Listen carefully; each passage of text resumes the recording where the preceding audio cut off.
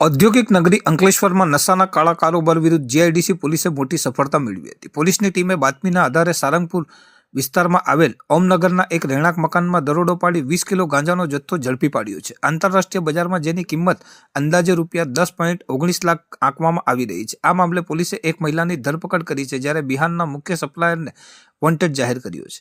Ankleshwar GIDC police મથકના અધિકારીઓને બાતમી મળી હતી કે સારંગપુર વિસ્તારના મીરાનગર નજીક આવેલ ઓમનગરમાં એક મકાનમાંથી નશીલા પદાર્થોનું ગેરકાયદેસર વેચાણ થઈ રહ્યું છે. જે માહિતીના આધારે પોલીસે વ્યૂહાત્મક રીતે દરોડો પાડતા મકાનમાંથી માદક પદાર્થના ગાંજો મોટો જથ્થો મળી આવ્યો હતો. પોલીસે ઘટના સ્થળેથી 20 કિલો ગાંજો જપ્ત કર્યો હતો, જેનું વજન અને ગુણવત્તા તપાસતા તેની કિંમત ₹10,19,000 જેટલી થવા જાય છે. પોલીસ તપાસમાં ચોંકાવનારો ખુલાસો થયો છે કે આટલો મોટો જથ્થો મંગાવ્યા બાદ તેની નાની નાની પડીકીઓ બનાવીને શ્રમિક વિસ્તારોમાં છૂટક વેચાણ કરવામાં આવતું હતું. પોલીસે સ્થળ પરથી આ વેપાર ચલાવતી જ્યોતિ મંડલ નામની મહિલાની ધરપકડ કરી છે. પકડાયેલ મહિલાની પ્રાથમિક પૂછપરછમાં સામે આવ્યું છે કે નશાનો આ જથ્થો મૂળ બિહારના મિથુન મંડલ દ્વારા અંકલેશ્વર મોકલવામાં આવતો હતો. પોલીસ હવે આ નેટવર્કના મૂળ સુધી પહોંચવા માટે મિથુન મંડલને વોન્ટેડ જાહેર કરી તેની શોધખોળ હાથ ધરી છે.